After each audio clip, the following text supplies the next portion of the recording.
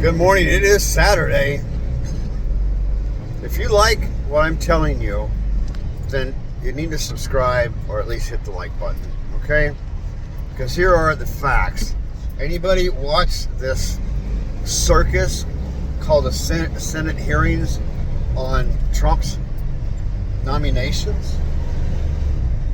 The questioning for Kash, Patel and Tulsi Gabbard and RFK Jr.? This is pure theater. Look, what we know about January 6th is that the FBI and the National Security had informants and agents in the crowd that initiated and instigated the riots. The protesters were peaceful. You had a very small handful of people that were violent with the police, and some of them were protesters, some of them were, Trump supporters, but very few. So the fact that the Democrats still keep saying that this was an insurrection and Trump initiated this thing, I mean, come on. Trump asked for 10,000 National Guard troops to be available if the Capitol needed them, because there was some intelligence that there was going to be an issue. You had all these informants, and they didn't know? Come on, they knew that there was nothing going on, and they were the ones that were instigating it. So this whole thing is filthy.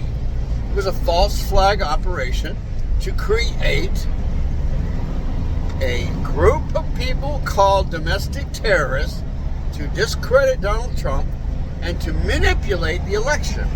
And that's what it was, election interference. So the American people fortunately saw through this. The majority of them saw through this bullshit. So Trump pardoned them. Great. When you're in a protest, you're supposed to, worst case scenario, get a ticket of some kind. I don't know, $35 or something. And that's it.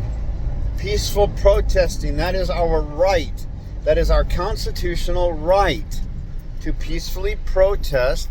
We knew that the election was rigged, not necessarily so much with the machines, but with the propaganda from the media, the lying and the propaganda against Trump,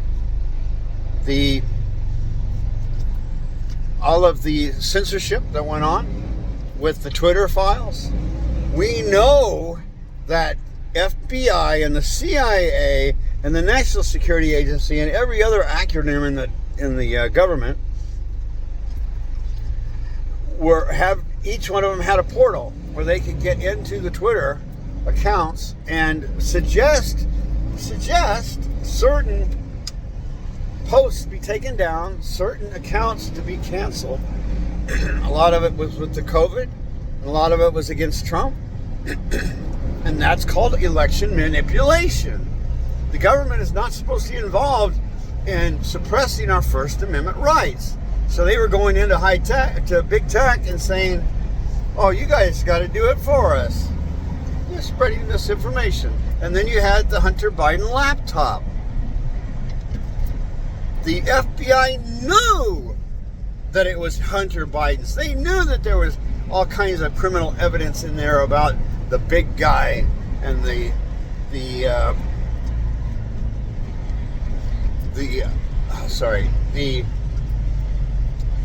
bribery and the corruption that was going on with the crime family of Biden and Russia, Ukraine in particular,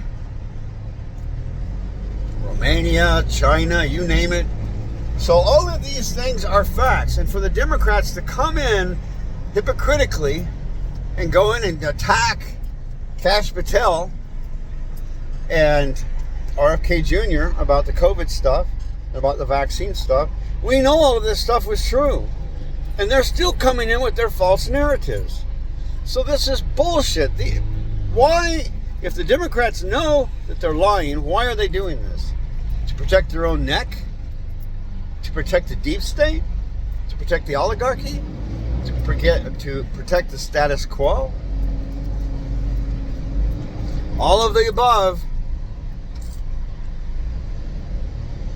So, Tulsi Gabbard,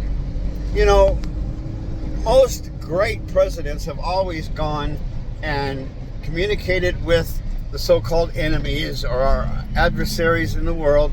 I mean, we're all on this planet together. And we need to live together. We don't need wars. You've got the neocons and NATO that caused the Ukraine situation in 2014. We know it. And for the Democrats to try and pretend that they don't know that, and that somehow Tulsi Gabbard is a puppet. Come on, she's a lieutenant colonel in the National Guard. She's went to Iraq at least 2 times, maybe 3.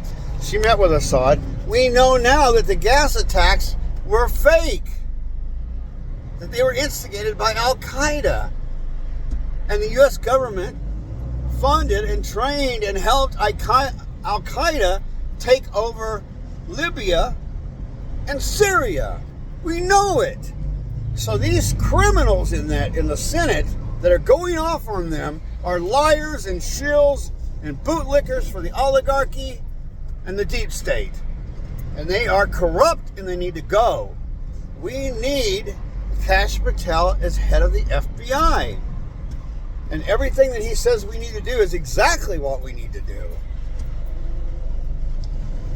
So that's what you've got. And that's what we're up against. So I hope that we have enough Republicans that have courage, because everybody knows these things as facts. So I hope these Republicans have courage to stand up for what's right and stand up for the truth. Because if they don't, and we end up with the same garbage in there again, then we're going to end up with the same shit.